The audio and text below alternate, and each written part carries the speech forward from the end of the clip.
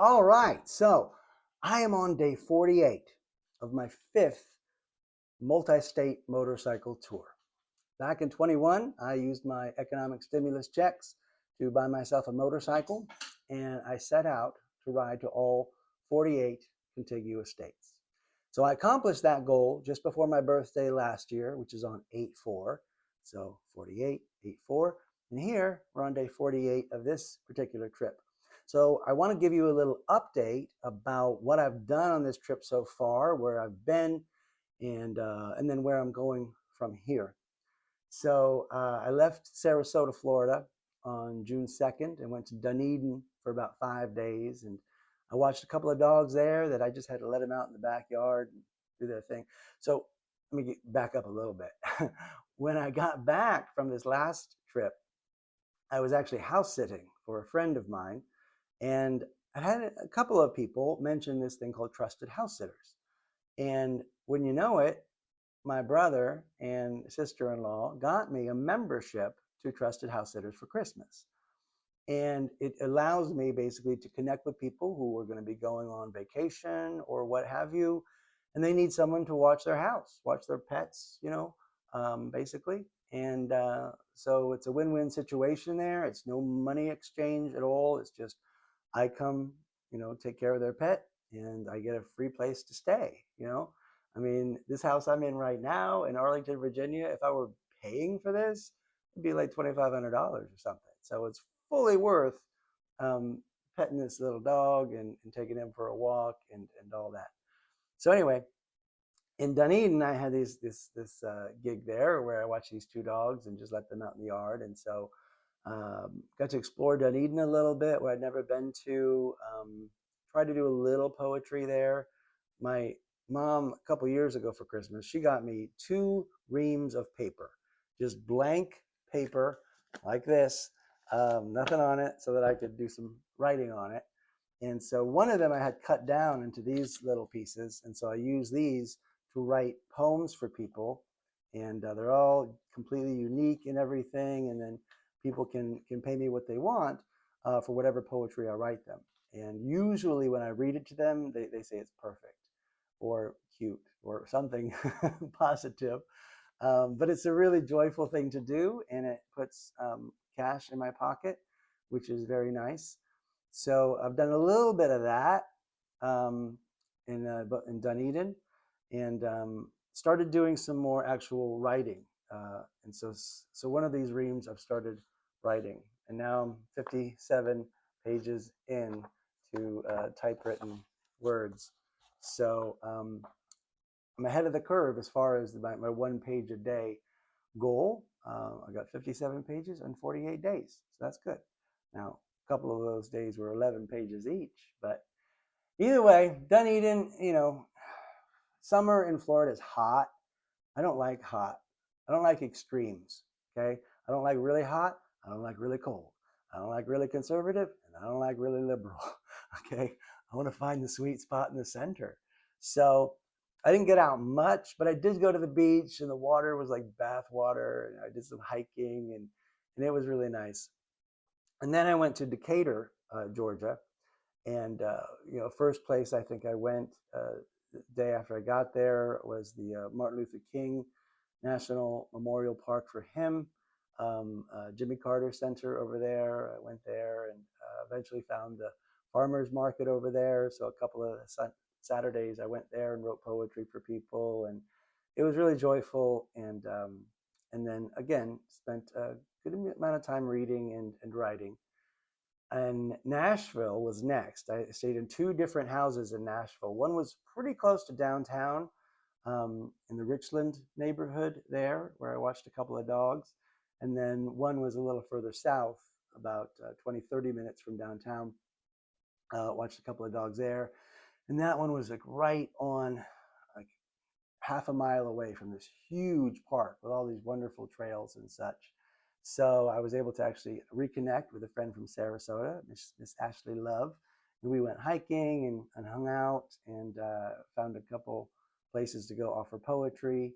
Got to go see my grandnephew, my nephew Kyle, and Corinna, his wife, just had a baby 5 months ago, I guess. So I got to meet my new grandnephew, Warren. So that was fantastic. Then I went to Asheville, and I've lived in Asheville. I love Asheville. Um, I only went out to one open mic in Asheville and in Nashville. Nashville, I planned to do like every night, but it just didn't happen. But I did get out and play, and I met some musicians, and it was fun. I went out one place in Nashville, and I went to the botanical gardens, which I'd never been to before. I tried a little bit of poetry there, but it just wasn't feeling it. And I did see one other poet who was up from New Orleans, who was offering poetry with his typewriter as well. Um, but I really felt inclined to get into these writings. And then after Asheville, went up to Stanton for a night and stayed with another nephew, Silas, and his new wife, Erin, and stayed with them for a night. And now I am Arlington, Virginia here. I'll be here for the next week. And I intend to go spend a little time in the city, probably do a little open mic here and do some more writing as well, because I'm kind of in this flow. From here, I'm going to be going to Massillon, Ohio. I before I reached out, before I left on this tour, I reached out to a number of different churches, like New Thought, Unity churches, Unitarian Universalist churches, that type of thing, because that's where I feel that I want to connect with people who are on that um, that path of spirituality beyond conventional American Roman Christianity, as a lot of people are growing into. So I wanted to be able to connect there. And that's the one place that contacted me about performing. So I'm going to perform there on August 2nd. So if you're in Ohio and you're near Massillon, come out on August 2nd to the Unity of Massillon, and you can hear me perform and do some poems and speak from my heart there. And recently decided to revisit the Sivananda Yoga Ashram. I visited it 24 years ago when I was writing my second book, The Rucksack Letters. As I was traveling America then, I came upon a yoga ashram in New York. And I'm going to go there on my birthday and spend 4 days in doing yoga and meditating and all that. Then I'll be going to Easton, Pennsylvania for a couple of weeks, and I'm going to go see how they make crayons at Crayola. And then I'm going to be in the wind for a few days, and then I'll be in New Hampshire at a 13-acre Christmas tree farm in New Hampshire, spending some time there. So that's what I have left, and then I'll be there till October 5th, and then I'll make my way back to Florida. So a lot of what I didn't know exactly what this tour was going to be all about when I left. But like I said, I reached out to different types of new thought type of churches. So we're outside the boundaries of classical contemporary American Roman Christianity. And I decided the first Sunday out, I was actually riding from Decatur, from Dunedin to Decatur. So that was my whole day there. But the next Sunday, I decided I'm going to go find a church I can actually go to. And, it's been 25 years over probably since I've left Christianity. I had a lot of issues with Christianity as it was when I was much younger, and just things that I couldn't stomach anymore. And a lot of people would say that anytime they hear a Christian leaving that religion, they say, well, it's just because they wanted to sin. And I'll fully admit, yes, I did. I had a lot of thou shalt nots, and I had embraced a lot of those and made them things that I did. So I wanted to drink. I wanted to smoke weed. I wanted to dance. I wanted to smoke cigarettes. I wanted to do all of the things that Christianity said I wasn't allowed to do. So I did, and I've learned a lot of lessons from those, and I've eased up on a lot of those, and have kind of come a full circle in sorts. So I started really being pulled toward writing a project called Stuff Jesus Said. And I had a vision several months ago. I was meditating, and I had this vision of getting one of those Trump Bibles. I think it's called God Bless the USA Bible. I mean, Lee Greenwood actually put it together years ago, but Donald Trump saw a way that he could make money off of it, so he started, lending his services out there to sell more of them.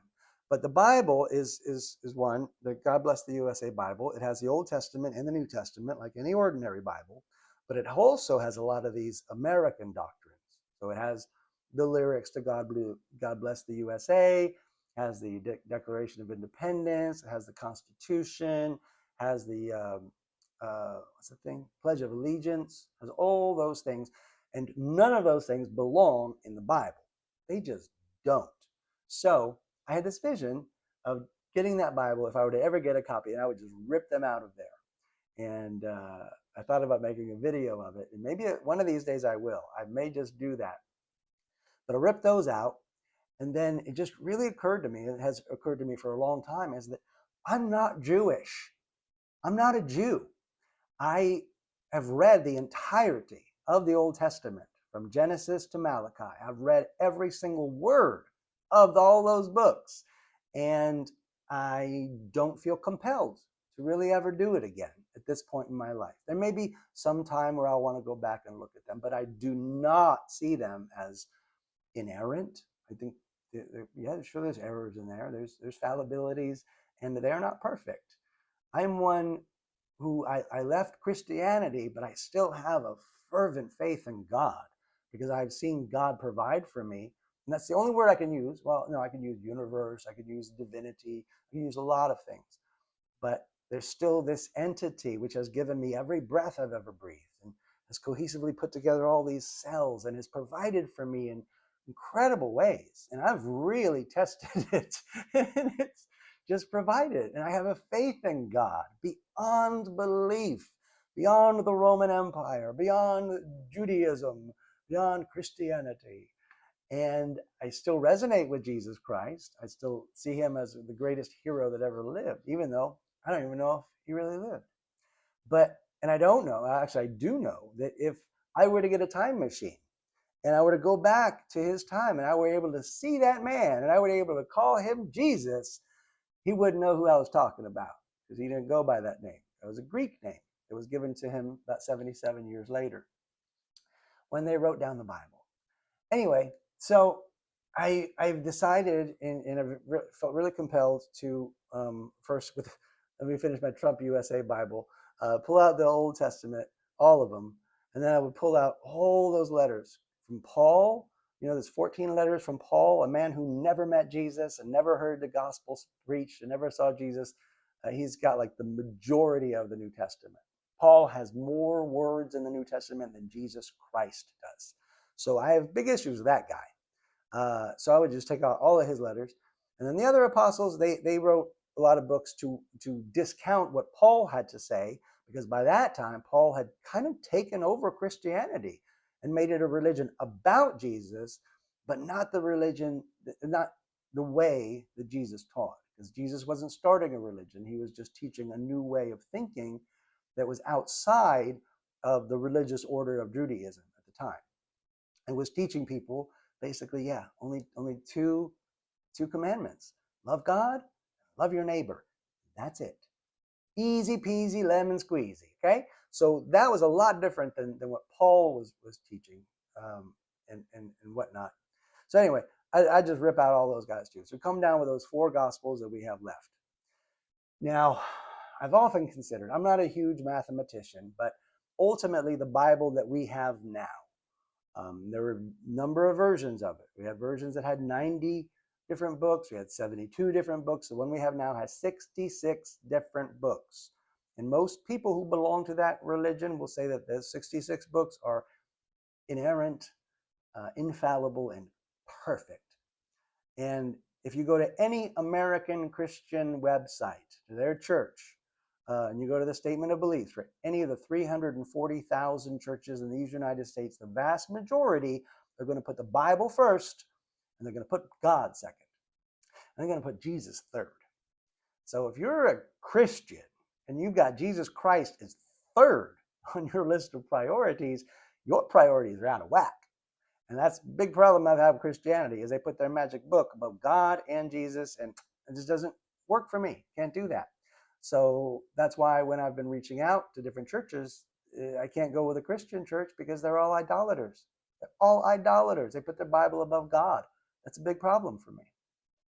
So I've been going through, and I still recognize though that it is a big part of this culture that we live in right now. And even though a lot of people are leaving the church, when I got back from my trip last year, I started stumbling across this whole movement on YouTube and in various places of deconstructionism. You have a lot of Christians who have been recognizing things that I identified 25 years ago, that, yeah, the Bible has errors. The Bible has errors in it. I mean, all you've got to do is look to the genealogies of Matthew and Luke. Look to those genealogies. They're very different. One of them has, I think, 75 generations. The other one has quite a few less generations, but only 14 of those generations match up. Only 14 of them. You have from Abraham to David, they've got all right. Before Abraham and after David, completely different genealogies. So we don't know where Jesus really came from at all. And those two gospels, totally different. And Mark and John don't mention them at all. But it's what we have. It's what we got. And I feel a need to go look at them and see what Jesus actually had to say and what he didn't say as well. And I've gotten through about Mark 8 now. Okay, Mark was the first gospel written. According to scholars, it was written about 70 AD, 47 years after Jesus died. It was written in Greek, a language that Jesus and his followers did not speak. So obviously that one and the rest of the Gospels were written by people who weren't there. But the stories had grown, and this is what they've written down, and this is the best we've got. So I'm looking at those and saying, okay, what do we actually have there in those red letters? In the King James Version, they started putting all the words of Jesus in red letters, to make them stand out. And so I'm looking at those again and finding out the similarities across those lines and all that. So I've used one of these reams of paper, and I've written 57 pages so far through Mark 8, and seeing where the things that Jesus said in Mark align with the things he said in Matthew and in Luke, and every now and then in John. John was way out there. He had a lot of stories that are not in the other Gospels, and he doesn't mention a lot of the stories that are in the other Gospels. So we'll get to John eventually, but he didn't really line up with all them. But I'm really loving doing this. And when I was in Atlanta, I decided that Sunday morning that I was there that I was going to seek out a church. So I put in New Thought Church. And I know that a lot of Christians would have a lot of problems with that, but a lot of Christians have a lot of problems. So I'm fine with that. But again, I believe we are in a new age. We're 2025. It's a whole new millennium, wholly different than 2 millenniums ago when the Roman Church was formed. So I wanted to align with that. And the first one that I saw was a church called Spirit and Truth Sanctuary. And I'll talk more about this experience later on, because I ended up going to that church 3 different times in 2 weekends. But generally, if I'm ever inclined that I feel like I want to go to church, I want to feel the community, I want to feel the praise and worship music and get a good message, I'll go to the website of the church I'm thinking about, and I go to their statement of beliefs. And the majority of the time in America, the Christian church, idolizes the Bible, put the Bible above God. And so I don't go to that church. Nope, don't do it. But this church, Spirit and Truth Sanctuary, they say, what do we believe? Nothing. We don't believe our intellectual understanding is above anybody's, but we love God and we love you. And I was like, sold. So I went to this church, and it was they met now in I think it was a Methodist church originally, built in 1955, and the church had been founded as like some kind of gospel harvester church, but it was one of the first mega churches in the South with 3,900 seats in their arena that they had when they were doing their Sunday morning services. Now the pastor now is Bishop D.E. Polk, and he came out, I don't know, a decade or so ago with this gospel of inclusion that is now starting to run through churches that says, Jesus died for everyone, everyone. And so it was a once and for all kind of thing. Because as we'll get into, I think it's in Mark. The one thing Jesus said on the cross in Mark is, it is finished. It is finished. So that means, hell is not a threat. Nobody's going to hell, is this idea that started going through the church. And of course, so many Christians ran from that like rats from a ship on fire. They just took off. They said, if you don't have hell in your church, we don't want any part of it. And so now the numbers have diminished a lot, but what you have left is just this pure praise of God and thanks to God. And it's not the endless cycle of drama that you get in most Christian churches, where every Sunday you show up and admit how horrible you are and how much you deserve to burn for all of eternity. But thank you, Jesus, for coming and dying for us because God needed blood. And there was none of that. It was just praising God. And it was so refreshing. And the people were kind and wonderful and invited me back and they fed me lunch and it was great. And then the next week I decided to go back again. And they had another bishop who was from Carlton Pearson's church. And Carlton Pearson was one of these bishops who was really big. He was like Oral Roberts' protege out of Oral Roberts University, as evangelical fundamentalist as you can probably get. And he got to this point in his career where he's like, the things that I'm speaking about, where God has to punish every single Homo sapiens that comes onto this planet unless they believe this story, just didn't make sense to him. He didn't believe in hell anymore. And he believed that God loves gay people and all that. And again, within a year, he is kicked out of there. And, his career was nearly ended because so many Christians love the idea that everybody else is going to go to hell, and especially gay people, and we don't want them around us. So you've seen since then, a lot of churches have opened up to being more inclusive and have included gay people. And a lot of Christians have decided to leave those churches because they don't want to be around gay people, because they think they're horrible sinners, because that's what the Jews said. And we all got to align with the Jews, because as we can see by what's going on now in Israel, there's nobody more moral than the Jews. So, yeah, there's a little sarcasm there. Sorry. Anyway, so I went to that church there for a couple of weeks. Then I went to another church similar to that in Nashville called Grace Point Church, which was a really wonderful experience. And that's where I ran into my friend Ashley, and she invited me to a Unitarian Universalist church, which was a wonderful group of people, older hymns that I'm not, didn't like as much as the more modern music. And then, let's see, in Asheville, I went to the Center for Spiritual Awareness there, which is a wonderful group of people. Again, great music, great message, just people who just love God, just because he's given them every heartbeat they've ever had, and every breath they've ever had, and everything they've ever experienced. And there are some people who just adore that. And again, I know, like I said, there's this whole movement of deconstruction and people who are deconstructing their Judeo-Christian heritage and realizing how man-made all the doctrines are, how man-made all the dogmas are. And they're just saying, okay, well, because the Jews and the Christians were wrong, we're going to throw the whole thing out. We don't believe in God at all anymore. We're atheists. But you also have people like Aaron Abke and other folks who have deconstructed their religion, but still recognize that God is still a thing. There's still a divinity. Now, they're not necessarily Romans. This year marks 1700 years since Constantine, who was the emperor of Rome, was trying to create a unified empire, and he gathered 300 bishops from what was then the Christian church, Catholic church, I guess they started calling it by then. And they spent about 3 to 4 months hashing out these ideas, and they created the Nicene Creed. Now, when you ask most Christians, what do they believe about God? They will paraphrase the Nicene Creed. My dad does that.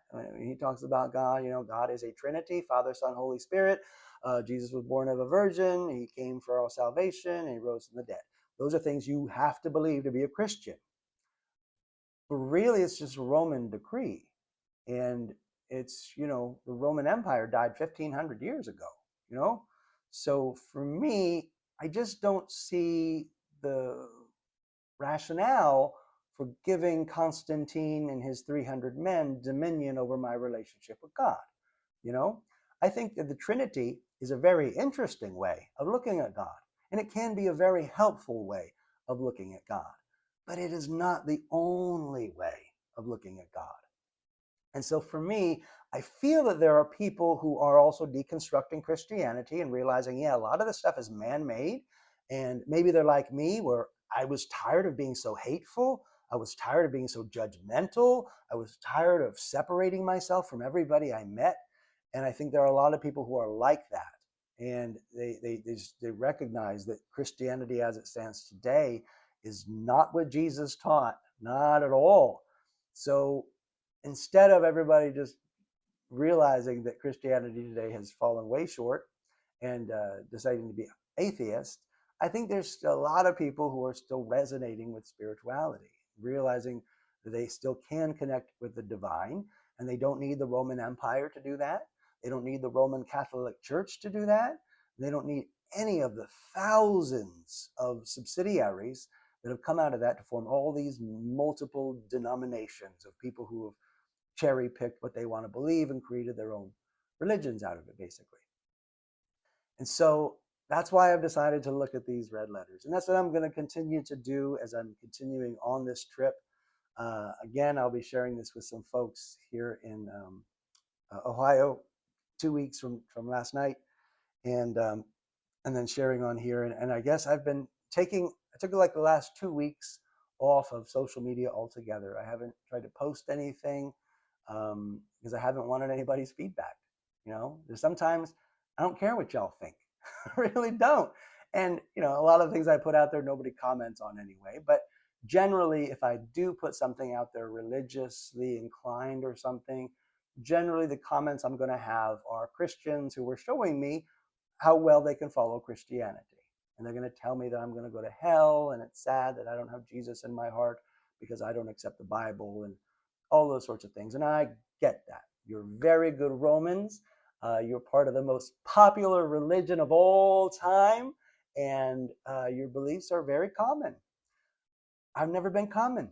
I'm just not called to be common. So God's called me, I believe, to look outside of those bounds and still recognize that God still works and moves and breathes. And I see it every day. And it's a wonderful thing. And I'm going to share more of that with you now that I've got a little bit further into this and I feel comfortable with it. So that's just my update on what I've been doing and what I'm going to be up to. Yeah, that's about it. Let's see. Yeah, I'm sure I'm going to extrapolate more of this as I go on, but I just wanted to give you an idea of what I'm doing, why I'm doing it. If you are a person that prays, hey, I hope you pray for me. I really, really do. I hope they're good prayers. I hope they're not damning me to hell. But God has been good and gracious and merciful and provided so many wonderful things. So that's what I want to talk about. And we'll go from there. Now, as far as my presidential campaign goes, we'll see. I waited too long to get my tour of the White House. I was going to go on a tour of the White House while I'm so near Washington, D.C., you know, pick out some curtains and stuff. But I waited too long, and now I'm not going to be able to do it on this trip. But I am going to offer poetry right outside of the White House. So I'll share you some videos with some things I have planned with what I got going. But anyway, I'm going to be back on the interwebs. I hope this finds you well, and I hope you liked it and all that. Peace, God bless, all that wonderful stuff. And